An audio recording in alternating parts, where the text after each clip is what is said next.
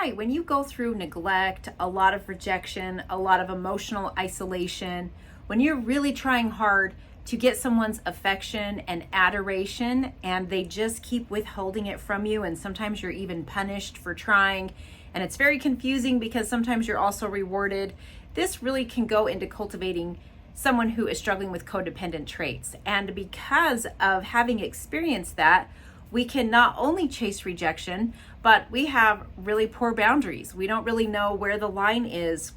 We call, overstepping boundaries and trying to be on someone else's side of the street and control what's over there. That to us is how you love someone, which also causes us to get trapped in people-pleasing cycles.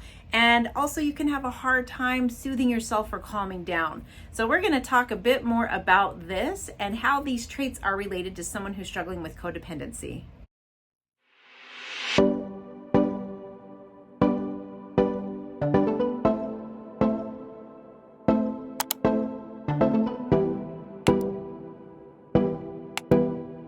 Hi, my name is Olivia. I'm passionate about helping you understand what relational trauma is, its impact on you, so that you can, get out of it, overcome it, and move on with your life. So today is a continuation. I'll leave a card to some other videos that go back and talk about other traits that we can have when we struggle with codependency.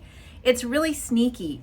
A lot of times when we're talking about codependency, we're getting it confused with dependent personality disorder. So dependent personality and codependency are kind of almost, to me, on different sides of the street. One is very dependent on someone else to be and feel okay. And so I need you to make my decisions. I'm scared to take a step forward without you. Like, I'm feeling very dependent on you. When we have codependent traits, we can be demanding, intrusive, controlling, get really jealous. So it's really not much like dependent personality, but a lot of us hear that and think that's what we're talking about. So going back to what codependent personality or codependent traits consist of, which, by the way, all of this comes from my book. It's How to Stop Chasing Rejection. You can find it on Amazon. I'll put the link in the description. This is why it's so important to understand, because until you understand what this idea of codependency, by the way, it's not something you would be diagnosed with. It's also on a spectrum. So you can have really blown up, exaggerated traits, or you can be further down the line, maybe not quite as controlling or intrusive, but you'll notice who you're with and who you're around can really blow those traits up. So if you're around someone who's very dismissive of you, they wave you off, they're not going to talk to you, they ignore you, they neglect you, that can really blow those traits up. But if you're with someone who's kind of more meeting you in the middle, someone who's a bit more securely attached to themselves, then your traits are going to go down and you're not going to be so inflamed and have them come out so much. So this is where you're kind of like, oh yeah, it is a continuum. I can kind of be on a spectrum in that regard. So looking at someone who's struggling with codependent traits, and maybe you can relate to this, it is important because until we understand what it is, we just keep failing at relationships. We will get in a relationship and make it a prison, and then when it ends, we blame the other person, but then we sign up and do the whole thing all over again, even though we're certain we found someone different. So at some point, it's okay, the common denominator is me. So I'm going to have to take a look at how does this keep happening? Because someone with codependency, they are typically very loyal. They are very reliable. They are very capable. In their mind, it's I'm the ideal partner. I wish I could find someone who loved as much as I did. I wish I could find someone as kind and dedicated and who works as hard at this as me.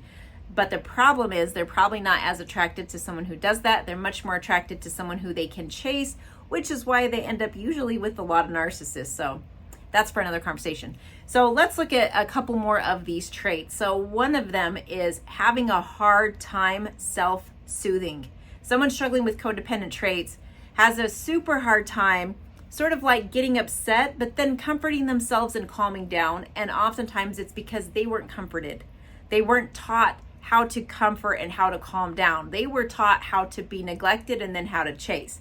So they're really good at chasing, not very good at calming themselves down. So that's kind of a sign. You could obviously have issues calming down for many other reasons. Other things can bleed into that. This is why we look at all the traits as a whole. So that's one of them. Another one would be having poor boundaries. So if this is middle, this is my side of the street and this is my partner's side of the street, or anyone else, any other type of relationship, I don't feel like I'm doing enough if I stick to my side or if I even go to middle. I only feel like I'm doing enough and like I'm not going to get left if I'm struggling with codependent traits if I'm way over here. And this is where I'm going to have a lot of problems. This is where I make a prison for myself. This is where I start to neglect my own responsibilities and I start chasing you, which means I'm caring more about your responsibilities than you are. I'm trying harder at your life than you are. I'm planning more for your life than you are. I'm worried about it. It's like, I'm obsessing over it. It's consuming me. And this is where I'm going to have those poor boundaries and where I'm going to get stuck in other types of things that lead to a prison for myself. So super hard for me to feel like I can stay here and that you're still going to choose me, that you're still going to love me, that you're not going to sell me out or stab me in the back. Or, if someone comes and tells you I'm bad, you're going to believe them more so if I'm on this side of the street than if I'm over here proving to you how good I am, how loyal I am, how reliable I am, how much I can really help you. But the reality is, someone's going to leave you or take you if that's what they're going to do. So, but that's really scary for someone who's struggling with codependency. Very hard to just like back up and just exist right here and accept the fact that if I have to exist over here and neglect my life, worry about more about your life than you, then I'm not interested. You're really not going to hear that from someone who's struggling with codependency, because most times their greatest fear is being left or being alone, being left out. So that's a key, is learning how to be alone, to healing. Okay, so the next one, or number 3, the last one we're going to talk about, is people pleasing. So people pleasing is so awful. You basically sell yourself out. You abandon your own life, your beliefs, your values to be able to side with someone else, or even sort of like get their approval, and it's very short-lived. So in the book, there is an example of someone who is at work and, her actual friend is not there. And when she goes into the break room, there are other people there and they're like, oh, so-and-so, which is her friend. We'll call her friend Elizabeth. Oh, we heard Elizabeth XYZ, and Elizabeth is this, and Elizabeth is that.